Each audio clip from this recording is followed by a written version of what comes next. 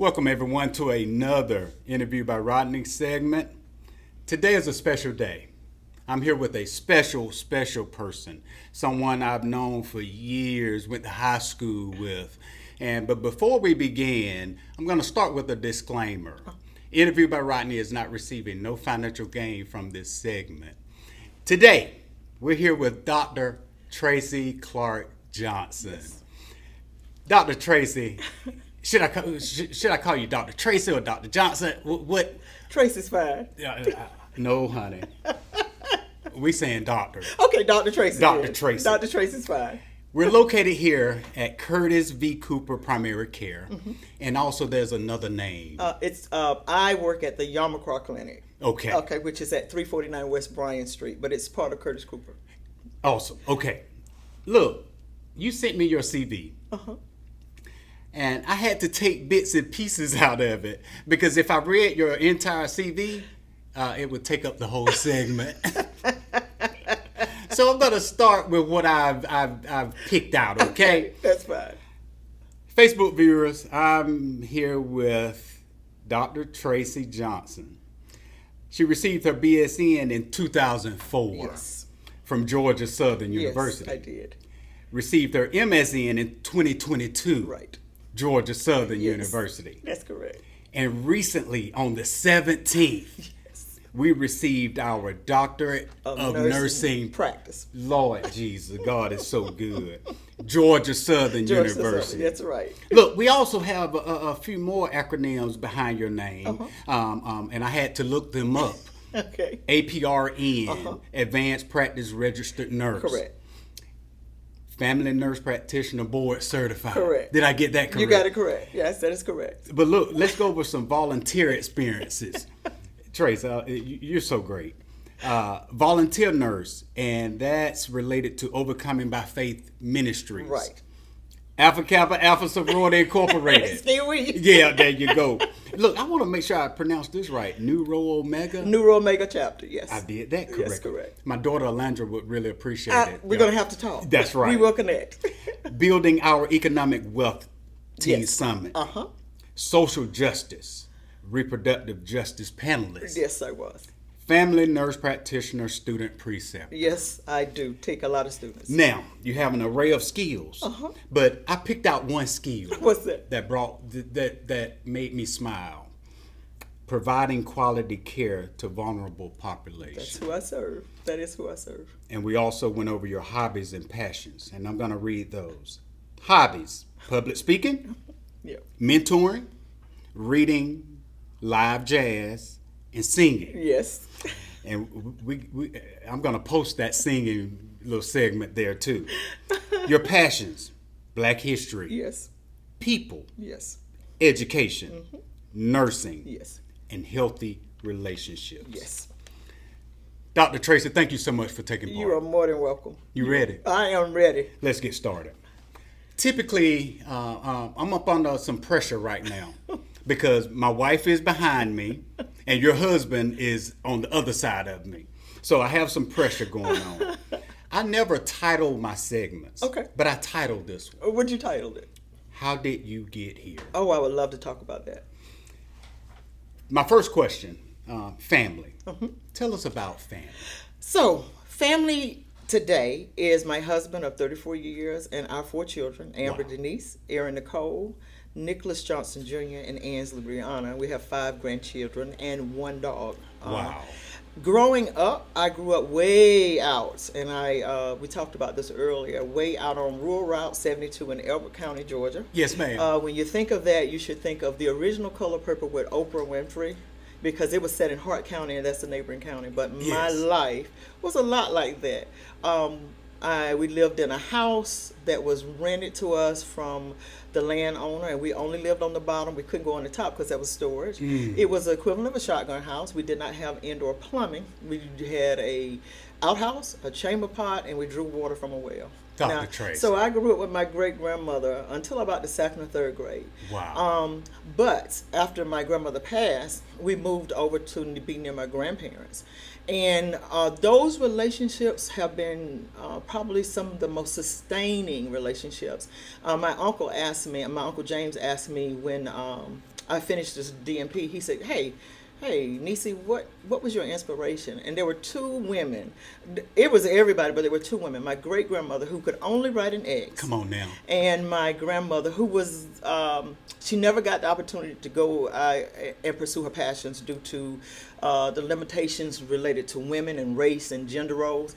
But she was the neighborhood medicine woman. Wow. And so from those two women and the aunts and all the other people I've come in contact with over the years, it set off a burning desire to be in what I think today what they call it is servant leadership. Yes. The mentality being that, actually it's best summarized with the quote by Maya Angelou, people may forget what you told them, they forget what you did, but they will never forget the way you've made them feel. You better say it. And so when I encounter my patients or people, I try to remember that my issues are not their issues.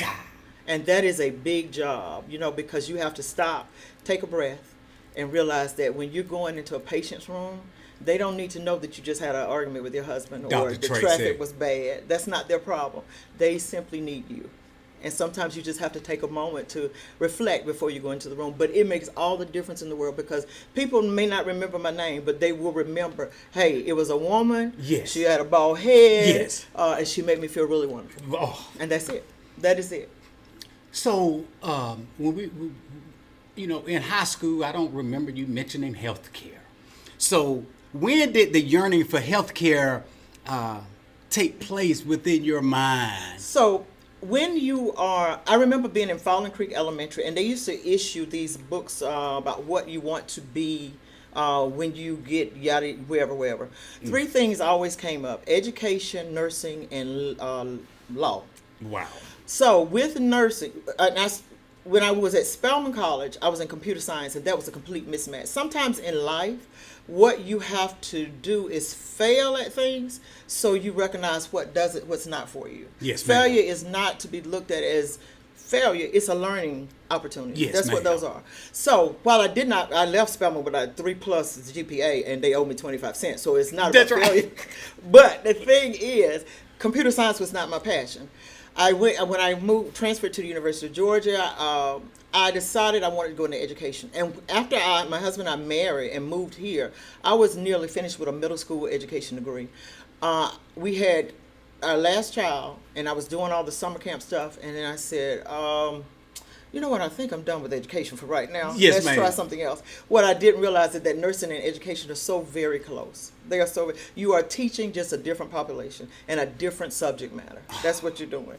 So I jumped into nursing, and I had no medical experience, and people were like, are you sure this is what you want to do? Have you, That's you're right. almost finished with an education degree. Why are you jumping? And it was just something with them and say, this is a time to do it. So I did it. I took the leap, and I'm glad I did, because with my undergraduate degree, I graduated magna cum laude, outstanding clinician, and was inducted into the nursing society, honor society. Yeah, and that was like unprecedented for it was just something I didn't anticipate. Yeah. They told me then, hey, we need you to come back and do this nurse practitioner thing, and I was like, I don't know about that, because if you think I'm going to sit in an office, we're going to have a problem.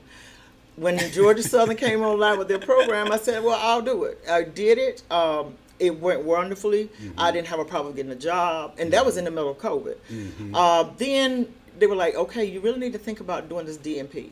And so, okay, I'll do the DMP, but I don't want to incur the cost. And so when I got ready to go to doing the DMP, I got scholarships, which is like, I'm a non-traditional student, scholarships. And then shortly thereafter, I got the HRSA grant. So my DMP is all paid for. Dr. And Tracey. they invited me back to Sigma Theta Tau Honor Society of Nursing again. That's so great. nursing's my thing. Education comes in because I am teaching people every time I interact with them. And one of the biggest things about nursing, and I just love this, is that once you establish trust, everything else kind of works its way out. You're exactly But right. if you show any amount of disrespect, that the patient-provider relationship is completely shut down. And it does not matter what race, it does not matter what ethnicity, it does not matter what socioeconomic background, it matters whether they're homeless, housed, it doesn't matter. If you show respect, you gain trust, you have the grounds for an excellent relationship. And that's not just for provider-patient relationships, that's for any relationship. Yes. Once you establish trust and respect, you have the grounds for a healthy, viable relationship. Dr. Tracey, that's so great. That's a message. Yes, it is. And you know, it reminds me of I remember T.D. Jakes mentioned about his mom or his wife's mother was in a hospital, and one of the nurses was extremely rude. And he said, he spoke to a manager about it. He said, but she's one of the smartest. He said, I don't care about that. Right. Give me that person with that good heart and that kindness. Exactly. Nobody wants to be disrespected. No, ma'am. Nobody. The message will get lost on the messenger otherwise. I think one day I have some connections with like the EMS conference of Region 10. Man, I would love for you to come and speak at a conference. I would love to. Okay, let's move a little farther. Who were your mentors along this journey early in your career? So if you go back to my childhood, my mentors were the people that were around me. That would be my grandmother. That would be my great grandmother, my grandmother, my aunt Sue, the aunts Lenora, Sandra, and Sandra and Dennis and I. We all so close in age. We're more like brother and sister. But I grew up with old people. Yes. So I was always sitting at the elders' feet. Oh. Always. And that information was leaking into my spirit, and I had no idea. So the people, Mr. Carter Lewis, Uncle Joe Harper, Harry Tate, my grandfather, those were the men that I saw. And when I went to church, and they were like, that's what a man is. Now, I'm not saying anybody's perfect. I'm saying, but that was my image of a man. Yes, ma'am. You understand me? Yes, ma'am. And the women were the women that, so those people, I was watching them, and slowly those things were ebbing into my spirit, and they became part of me. And when you are in this, so I grew up, my mom was single and young when she had me. Yes, ma'am. And so I was reared by my great grandmother and the elders, those people in my community who dropped little things in my spirit. So what I thought I lacked, as I got older, I realized God supplied those things. Lord, my Jesus. So I'm more than blessed. I really am. I'm more than blessed. You know, I remember your intellect, even in high school. Did you know, coming up through the school system, how intelligent you were? I didn't. You didn't? I did not. And I'm going to tell you why what happened. So typically what happens when you get to certain parts in certain levels in education, in any education system, you have to make concerted efforts to reach your girls. And if you don't, they will fall by the wayside. And they don't know all that talent that God has implanted and embedded within them, and it has to be nurtured out. So yes, I knew I had the ability, but did not have the confidence to do. That took, and sometimes, you know what, you have to go through some hard times, Lord Jesus, in order for you to appreciate the good times. You better say it. And so that's the kind of thing I was going through. For me, middle school and high school was very rough. Home life, school life, it was really tough. But on the other side of it, I use my experiences to be a guidepost for other people. Dr. Tracey. That's what I do. That's what happened. Okay, so we know this intellectual side. Now here's a question, and I don't know if you have to think long and hard, which I don't think so. Who is Dr. Tracey Clark Johnson? So, Dr. Tracey Amanda Clark Johnson is a home body in the sense that I love being at home. I like to travel. I like to venture out.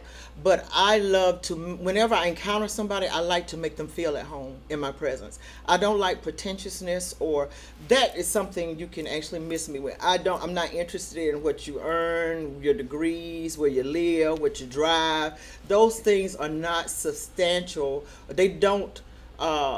They're not conducive to healthy relationships. If I'm looking at you for what you got, I'm not really looking at you. I'm looking at what you got. I'm material oriented, but I'm not. I'm people oriented. So I can have a warm, engaging conversation with a homeless person, with a mentally ill person, when I talk about working with the marginalized or the vulnerable, that is God's calling on my life. I can reach out. I can tell. It's been so many cases where patients have walked into the clinic and they're like, I don't, people are like, I don't know. And I said, just let me do it. I'll take care of it. Wow. It's okay. It's okay. It doesn't scare me. It doesn't make me anxious, because as I grew up, there was so many of those things or those situations that I saw and had to navigate. You're so great. Yep. So sometimes when you're going through hard times, it's not necessarily for you, it's for what you're going to do in the future. And it took me a while to learn that. But now that God and I are jihading, yes, we all right. Yes. I don't. He can send the information. I like, you know what? I don't know what you want me to do, but I trust you because I know you're going to do what's in my best interest. You're going to inspire so many. I hope so. I read Tipping Point recently and completed it by Malcolm Gladwell. And he quoted Tom Brady, a quote from Tom Brady. And Tom Brady said this: regarding success, the truth is you don't have to be special. Right. You just have to be what most people aren't. Right. Consistent, determined, and willing to work for it. Willing to work. Did you plant that seed into your children? Not only my children, but the nursing students and the Yes. nurse practitioner students that I encounter. It has, so education is great. Please, education is necessary, but so much has to do with bringing education and bringing the humanity to healthcare. Yes, ma'am. And it makes all the difference in the world. Lord. So sometimes it may not be your job to do something. A patient has soiled themselves, or they're sick, or they need a cup of water. And you're like, well, PCT does that. But guess what? I can too. I can too. That's powerful. I can do it. You can do it. So I do it. So there's no job in healthcare that is too big or too little for me. I'm a flower that blooms where she's planted. That's what I do.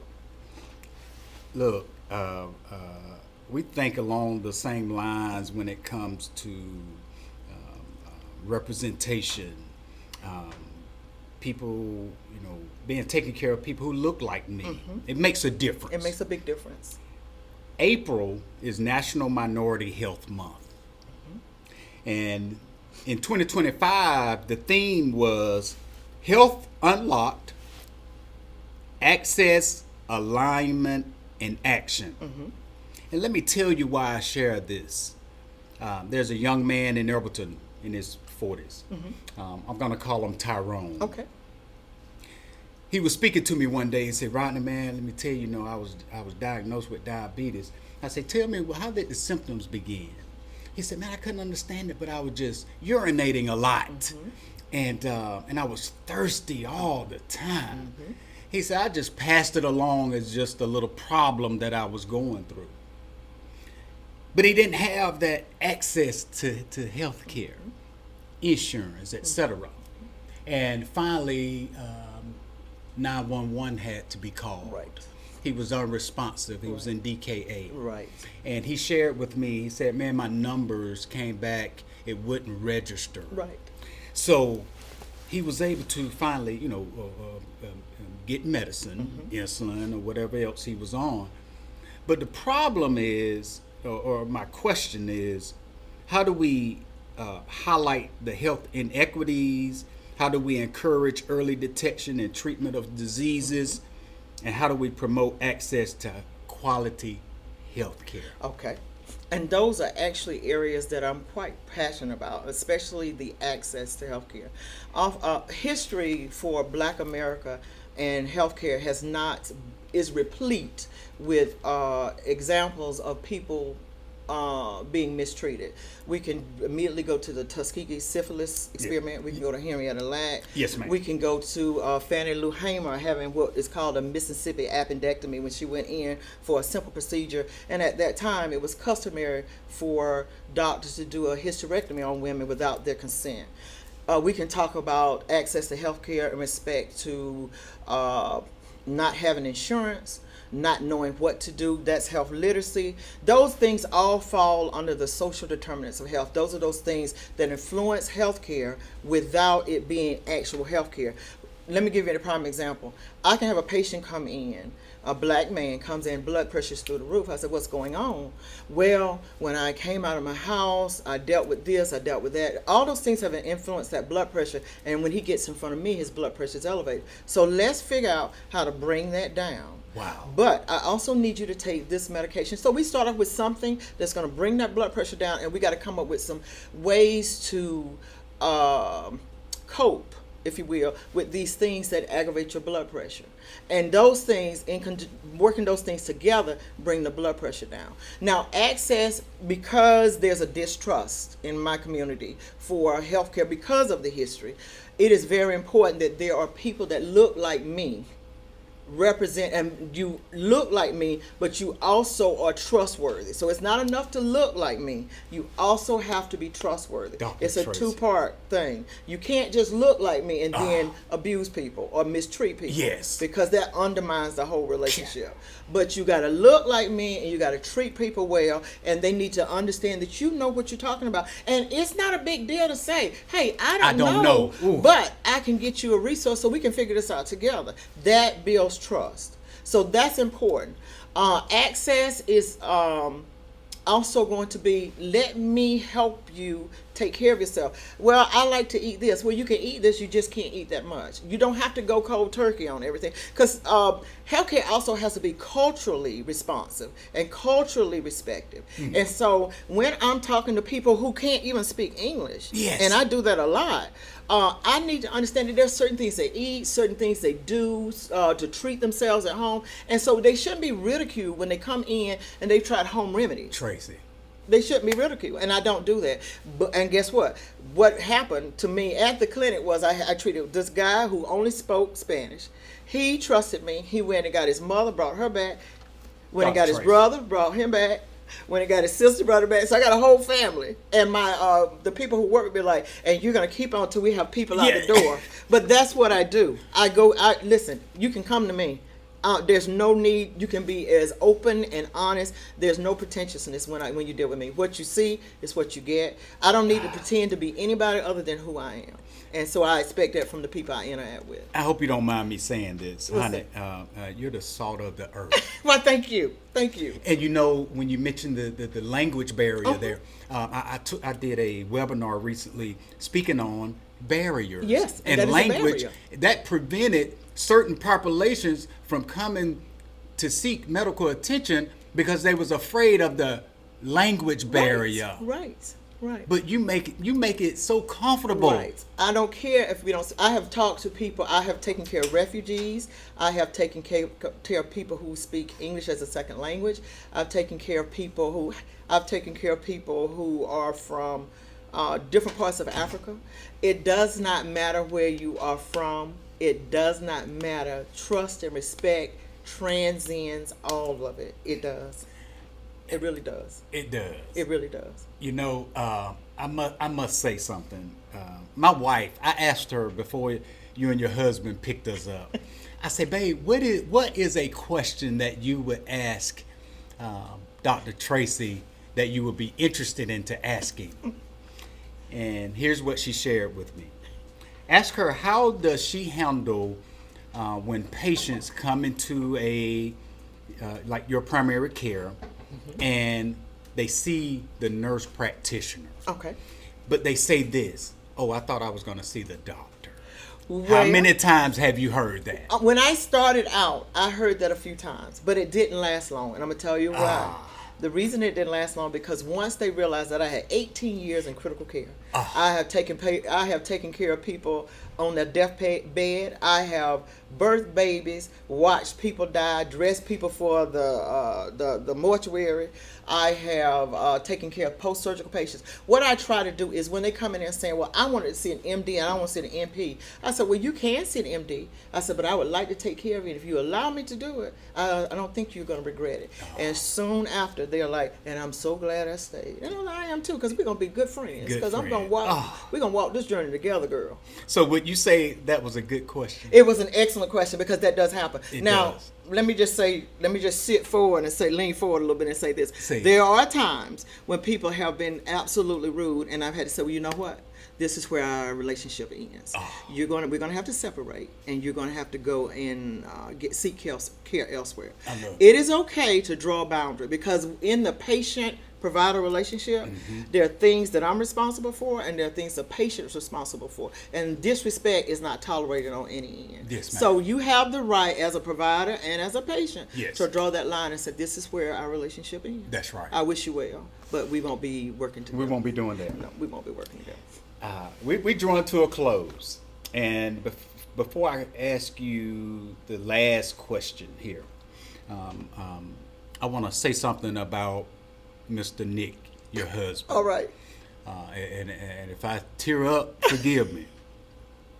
My wife and I was here last in Savannah in 2023, and my brother was in the hospital at St. Mary's, and no, Piedmont. I'm sorry, and we leave Savannah because we needed to get away. I got you. We're headed down Interstate 16. And in 2023, on July 24th, my phone rings, and it's my brother to tell me that my brother had passed away. It was the worst next 3.5 hours that I could drive. And but my wife, she was there, just to touch me. On July 29th was his funeral. And I don't know if it was before the funeral or after. But your husband walked up to me. He said, "Hey, Brother Rodney, you may know my wife." And when he told me your name, I felt close to him immediately. And he was there for my brother because they're alpha. Alpha for alpha. Yeah, they frat brothers. Yes. And they crossed over together. But it was so special for your husband to do that. Well, And that's what I think of when I see him. I've trained him well, right? Yeah. I've trained him well. But I just want to share I that you appreciate have that. such a good guy. Yeah. He decent. He decent people. He decent people. He really is. Oh, by the way, he's a pharmacist. Yes, he is. So if I need some medicine, some Motrin, I'll be calling you, Brother Nick. But here's my last question. Yes. Dr. Tracey, if you could identify an ideal healthcare world, what would it be? An ideal healthcare world for me would be where everyone had access to healthcare, and it was important in all aspects of life. And when I say that, I mean not just in the area of healthcare, but it was incorporated into the restaurants we go to. There was an encouragement to exercise. There was encouragement to have mental health support. There would be an encouragement for women with questions about their bodies, about why things are going, whatever. And the same thing for men, but there would be access, open and free access for education and encouragement to live a healthy lifestyle. Not so much because it looks good, but because it's in your best interest and it makes you feel better. Wow. That would be an ideal world. That's an ideal healthcare. That would be an ideal healthcare world for me. Hopefully one day we'll see the revision of that particular goal in the future. And long as we have healthcare providers such as you, there's a good chance it could happen. I tried, like I said, I tried to bloom where I'm planted. So Yes. while I cannot change the entire healthcare system, I can change those people I am fortunate enough to come in Yes. contact with. Yes. So I can make their lives better. And hopefully, in return, it spreads in Yes. that way. That's my goal. Dr. Tracey, thank you so much for taking part in the You are interview so by welcome. Rodney. It has been an honor. This has been wonderful, and I'll never forget it. Thank you so much. You're welcome. Yes, Thank you. Yes, ma'am.